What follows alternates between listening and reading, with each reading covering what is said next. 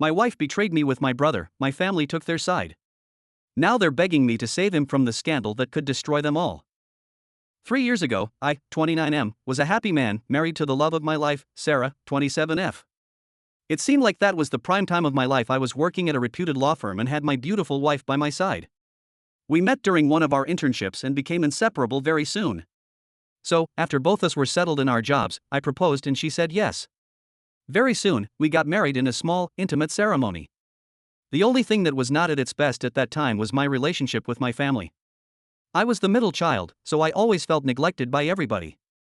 Growing up, my older sister Lily was the golden child, excelling in academics and sports, while my younger brother Mike was the baby of the family, doted on by our parents. I, on the other hand, seemed to exist in a perpetual blind spot. Even when I made it into law school, my parents' reaction was lukewarm at best. The biggest compliment I got from my mother was, "That's nice, dear." That is why I decided that I would focus on my studies and work as hard as possible so that I don't have to depend on them. But ever since I got married, Sarah would often suggest that I should at least try to rekindle my bond with my family. She came from a close-knit family herself and could not understand the distance between me and my relatives. So, one year, we decided that we would host Thanksgiving dinner and invited everybody. Even though I didn't have any expectations, I was willing to try for Sarah. Surprisingly, everybody accepted our invitation. On that day, Mom, Dad, my sister Lily and her husband, and my younger brother Mike arrived. My mom and dad initially did the same thing they had always done, being judgmental of everything I did. But after a while, they dialed it down when they saw how hard my wife and I worked to please them. Sarah was trying her best to mingle with everybody, especially my brother Mike. I didn't pay much attention to it, thinking that it was nice that they were bonding. The evening progressed, and for once, I felt a glimmer of hope. Maybe Sarah was right. Maybe things could change. As we all sat around the dinner table, sharing stories and laughing, I allowed myself to believe that perhaps, just perhaps, I could have the family relationship I'd always yearned for. If only I knew that things weren't as innocent and good as they seemed to me. Fast forward a few months, and I started noticing subtle changes in Sarah's behavior. She became distant, often distracted and lost in thought. When I'd ask about her day, she'd give vague answers before changing the subject. I chalked it up to stress at work and didn't push her to open up. Sarah had recently taken on a high-profile case at her firm, and I assumed the pressure was getting to her. I tried to be supportive, taking on more household chores and surprising her with her favorite meals. It wasn't until I accidentally stumbled upon a series of messages on her phone that my world came crashing down.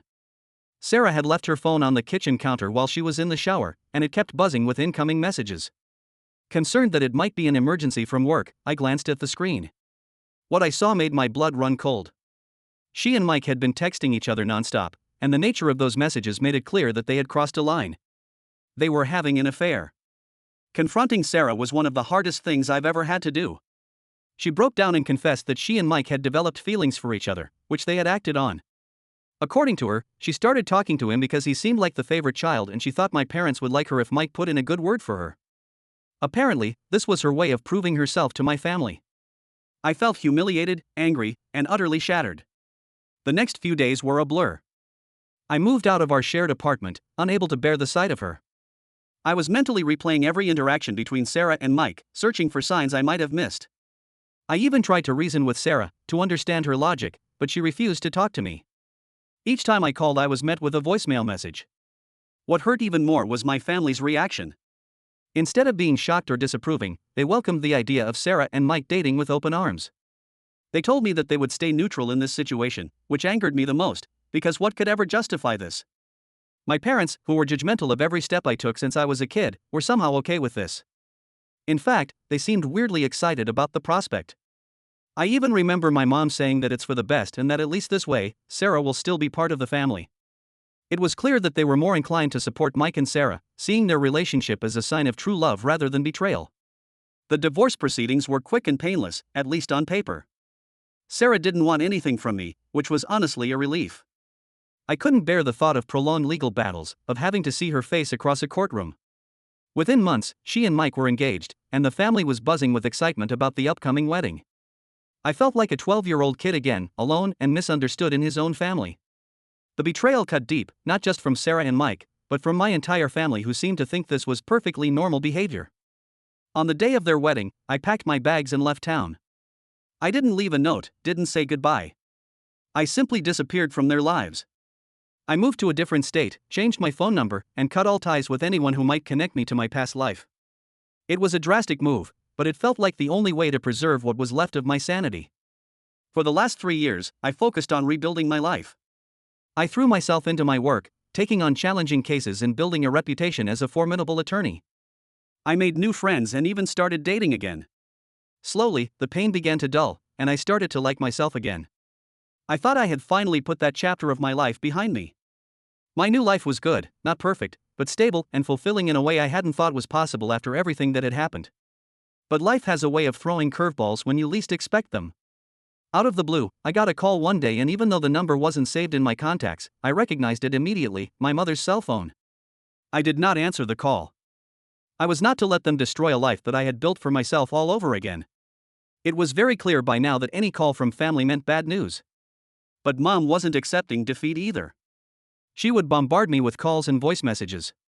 Each missed call felt like a ticking time bomb, threatening to shatter the peace I had so carefully constructed. Eventually, I gave up and picked up the call. Mom was on the other side, and her tone was weirdly chirpy, as if nothing had ever happened. She asked me how I was doing, and where was I exactly, and mentioned that the family missed me. Like that would ever happen. To an outsider, this might seem like a normal conversation, but knowing my mother, this was anything but typical. She was never one to be lovey-dovey with me. Our interactions had always been more practical, bordering on cold. So, her sudden warmth felt bizarre and definitely not genuine. I cut her off, demanding to know why she was calling me after all this time. She tried to evade my question, insisting that I should come home for dinner to discuss things in person. The mere suggestion of returning to that house, the scene of so much betrayal and pain, made my stomach turn. I firmly told her that whatever she needed to say, she could do it over the phone. There was a pause on the other end, and then she dropped the bombshell. Mike was in serious trouble. She explained that he had developed a gambling problem and had accumulated significant debts. In a desperate attempt to cover his losses, he had embezzled money from his employer. The police were now involved, and he was facing criminal charges. My family was in turmoil, and they didn't know where to turn. So, they were asking for my help, given my legal background. After hearing this news, on the one hand, I felt like this was just karma, and he had this coming for a long time. The same brother who had betrayed me was now seeking my help, the help of the family member they had all but erased from their lives. But another part of me was concerned about my little brother. Despite everything, he was still family. I couldn't help but find it ironic that the only time my family remembered they had another son, one they hadn't contacted in 3 years, was when their favored son was in trouble. It was as if I was nothing more than a tool to them, a means to an end. I felt a bitter satisfaction in knowing that they needed me, but I also felt the weight of the decision before me. Could I really turn my back on my family, even after everything they had done? Anyway, when Mom was done explaining everything, I simply said that I would think about it. She even asked me where I was exactly, and Mike could come to me. But I was not going to tell them my whereabouts so that they could knock at my door at every minor inconvenience. When that didn't work, she began to cry on the phone, practically begging me to help my brother. Her desperation was palpable, and despite everything, it tugged at my heartstrings. I reluctantly told her I would see what I could do, and then I hung up, feeling the weight of the situation pressing down on me. A week later, against my better judgment, I found myself standing in front of my childhood home. It felt surreal, almost like stepping back into a past life. Every fiber of my being wanted to turn around and leave, to find any excuse not to go back into that house. But I had made a commitment, and I needed to see it through, if only for my own peace of mind. When Dad opened the door, he looked like he was surprised that I actually came. I sat down, ready to discuss the case, eager to be done with this uncomfortable reunion as quickly as possible. I explained all the details to Mike and made it clear from the start that while I would help them find a competent lawyer for Mike, I would not be personally handling the case. My father, however, was not pleased with this. He made a snarky comment, saying something to the effect of, "Is this how you repay us for everything we've done for you? For making you who you are today?" When I got offended by that, my mom made a remark that it was my responsibility to help my family. That was the final straw. The anger and resentment that I had been holding back for years came flooding out. I laid out everything they had done to me, every moment of neglect and betrayal.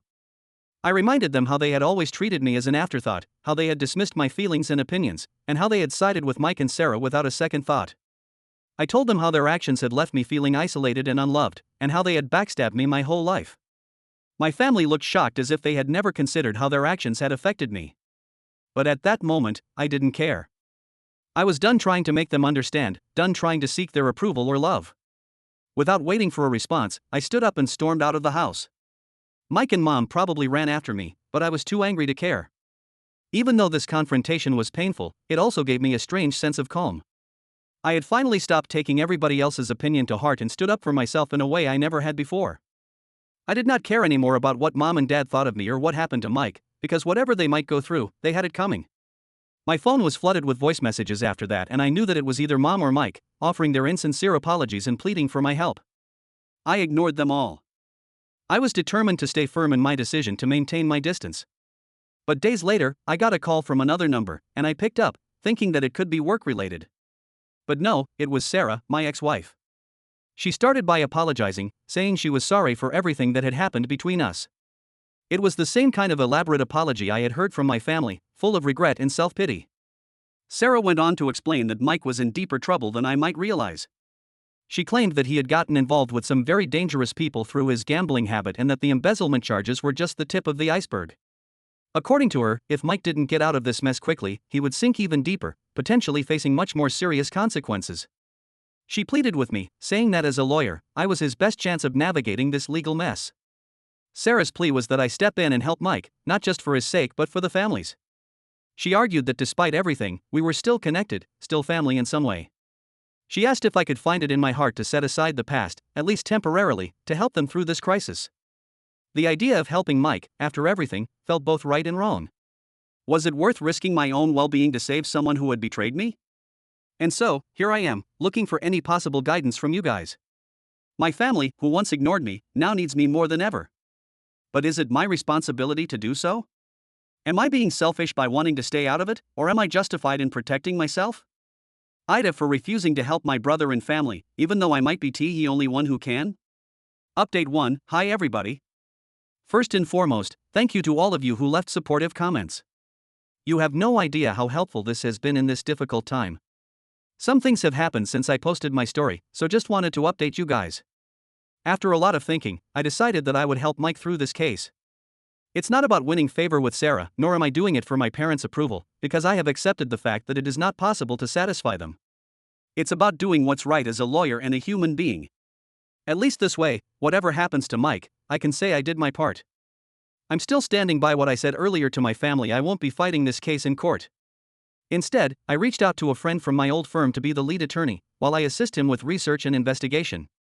I made it clear to everyone involved that my role is strictly professional.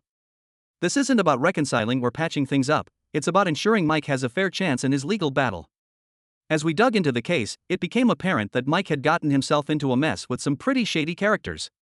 From what we gathered, he got caught up in gambling debts and, in a desperate attempt to get out of it, started embezzling funds from his employer. The situation was grim, but not entirely without hope. One thing working in Mike's favor was that the people he was involved with weren't exactly law-abiding citizens either. There was plenty of dirt on them that could be useful in building a defense. The days since have been a whirlwind of meetings, research, and strategy sessions.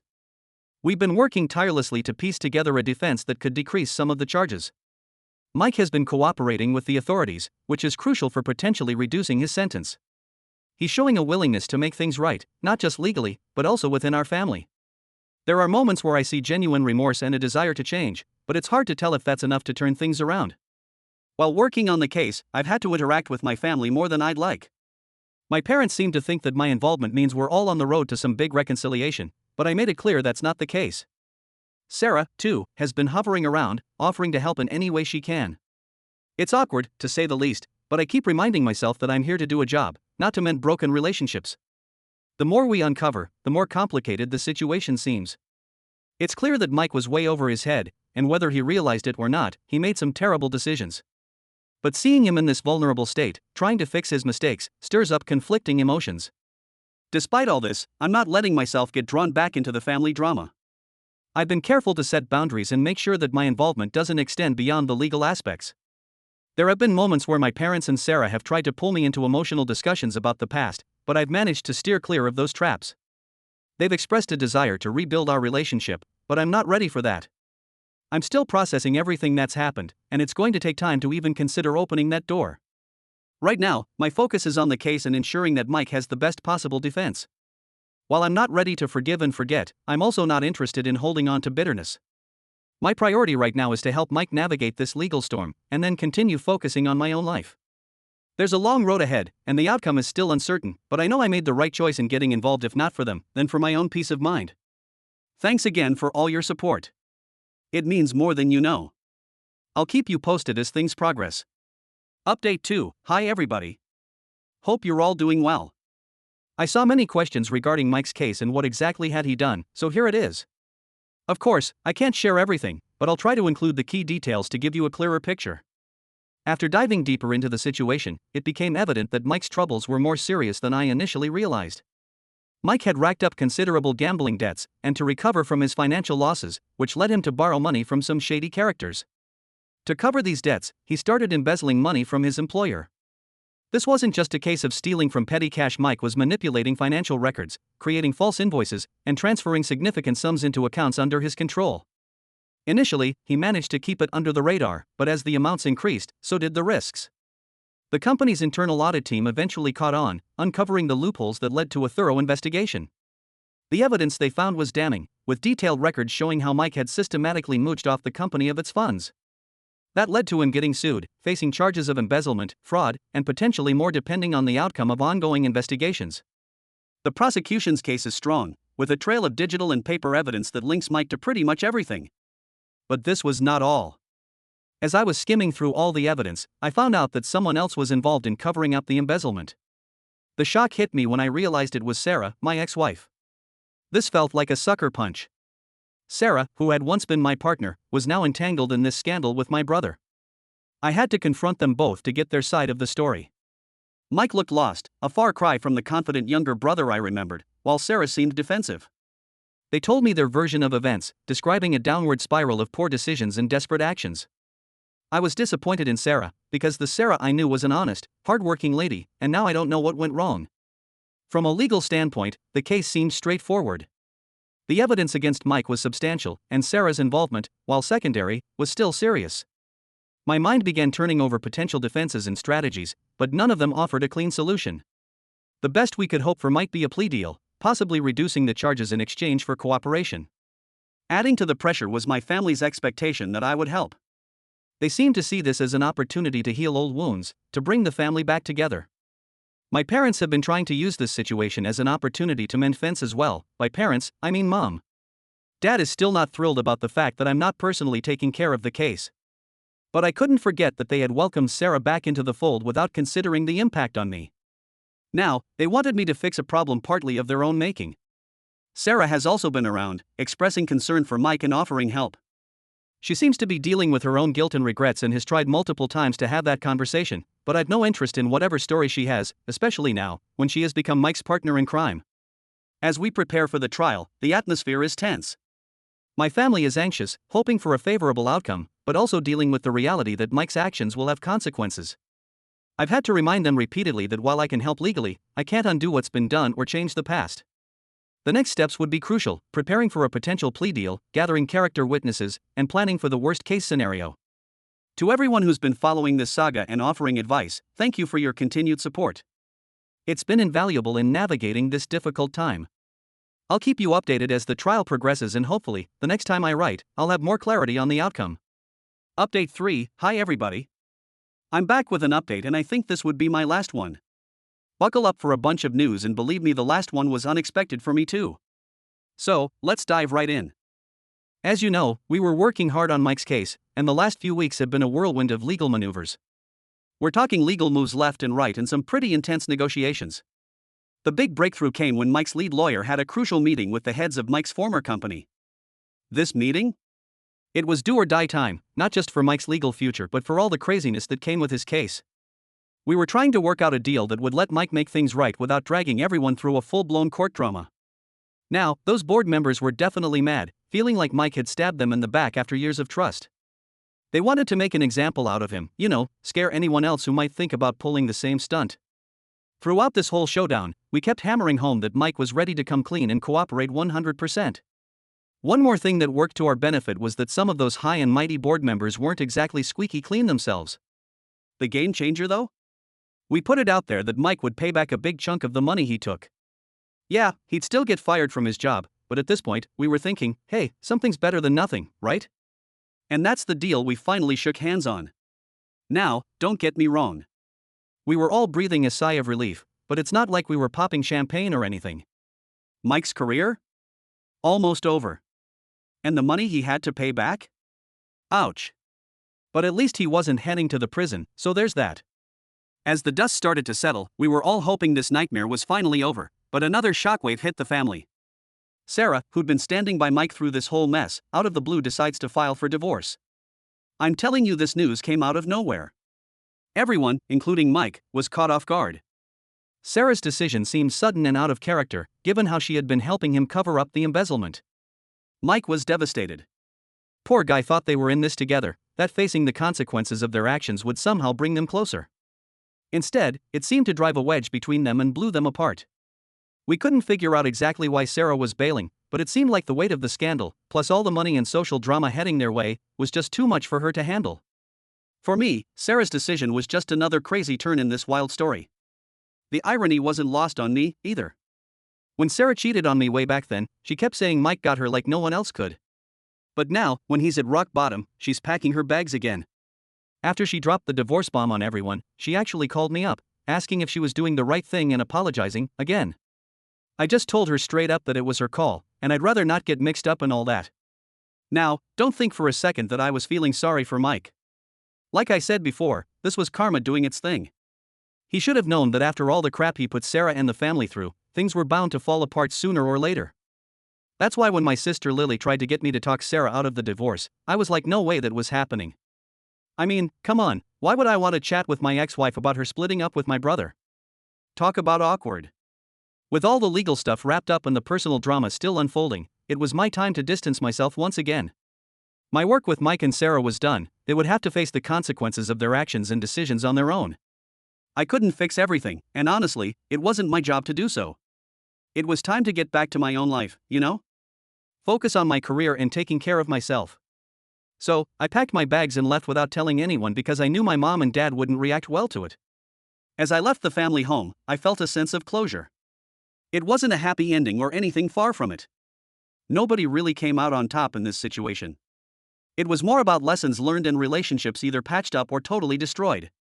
For me, this whole experience drove home how important it is to set boundaries and how complicated family ties can be. Sometimes, no matter how good our intentions are, old issues can pop up and mess with our sense of duty and who we are. Walking away, I knew I'd done what I could. I'd helped out with the legal stuff and, in a way, provided some emotional support, even if it was from a distance. Now it was up to Mike, Sarah, and the rest of the family to figure out the next part of their lives. As for me, I was ready to turn the page and move on, taking all the lessons I'd learned with me into whatever comes next. And you know what? I finally figured something out through all this mess. I don't need my family's gold star to feel like I've accomplished something. I stepped up when things got rough. I did what any decent person would do. I probably went above and beyond, to be honest. So I think I'm officially done seeking their approval. Either way, I am so grateful to all of you for staying with me throughout this chaos. Your support was a godsend during this difficult time. Love y'all.